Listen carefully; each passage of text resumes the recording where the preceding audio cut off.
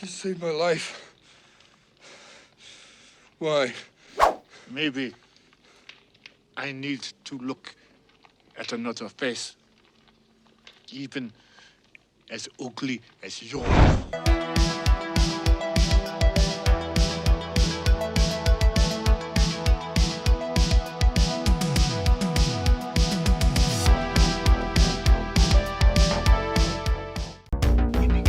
Dead or alive, you are coming with me. Nothing is over! So Enemy Mine was released in 1985, directed by Wolfgang Peterson, and starring Dennis Quaid and Louis Gosset Jr. What's going on, everyone? Welcome back to Backtrack Cinema. My name is Jason, and welcome to my review of Enemy Mine. So yeah, guys, I really wanted to talk about Enemy Mine. I went back and watched this film on Disney Plus. I haven't watched this movie in absolute years. It does hold up, man. Enemy Mine does hold up because of its character, story, themes that dig deeper into our humanity, which great science fiction does. Great science fiction always gets into those themes of humanity and, makes us really think. When you're thinking after a sci-fi film, you're doing your job right. And I've actually had it on VHS for a long time, but I just watched it on Disney Plus. But I'm glad I got this. The story follows two warriors engaged in a savage futuristic war between Earth and planet Drakon. When they crash land on the desolate fairy planet, at first, the human and his reptilian alien opponent are intent on destroying each other. But after battling the elements and each other, the two stranded pilots gradually realize that the only way either of them are going to survive is to work together. And this material is really handled well by Wolfgang Peterson.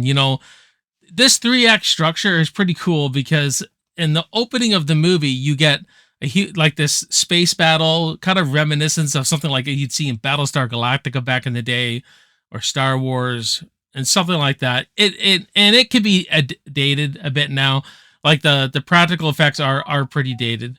I will say that. But a good story nonetheless. And so we open up with like this space battle where Dennis Quaid shoots Louis Gosset Jr., who plays the alien, down, and then they both kind of crash land. They both end up crashing and landing on this planet. And so the first act is them hating each other, trying to destroy each other.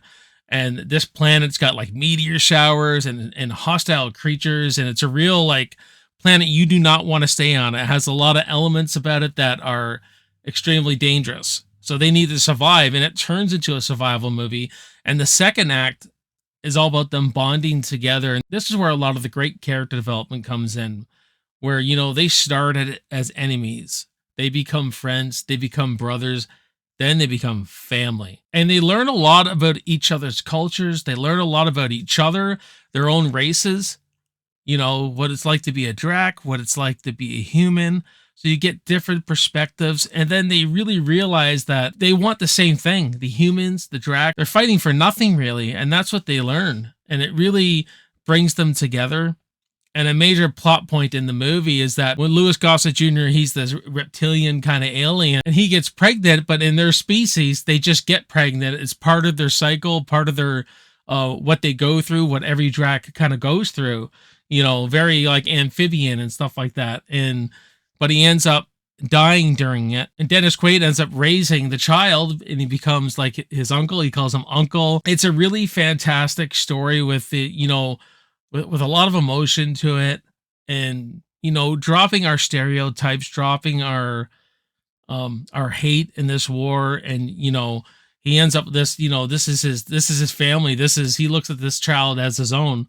And then in the third act, it becomes like a prison break kind of movie. Something happens where Dennis Quaid gets taken off the planet. He's got to go back to this planet to save his nephew. Not the greatest third act climatic ending, but it's satisfying and has a really satisfying third act to it, I would say. Now, all the visuals are pretty cool. It looks like something out of a Star Trek episode now, but at the time, there was huge sets. This was a huge visual spectacle, a lot of money. I think in 1985, this cost 30 million, 29 million or something like that. So you go into it with, what you're watching when you're watching it. Like, this is from 1985, right? So you're not going to get these, you're not going to get the effects you see now, but they're all practical. I mean, one scene I will never forget. This is the scene I always remembered as a kid. He gets attacked by this alien, this quicksand kind of. This little tentacle comes up, wraps around this leg, and it's just gnawing at his leg right to the bone. Watching it now, I was like, I can't believe this thing frightened me, but that part always got to me. I was like, oh, it's taking his leg off. Oh, man.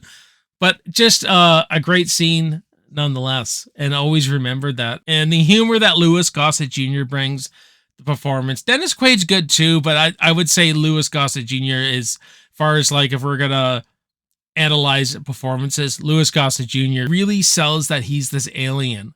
You know, the way he talks and everything. He's got like this, you know, reptilian kind of way about him. The makeup and the effects are all great. Like the makeup on him and the effects. And he's really funny. When he's learning the human language and everything, it's pretty funny. He's like, this is my foot. That is your foot. Like that.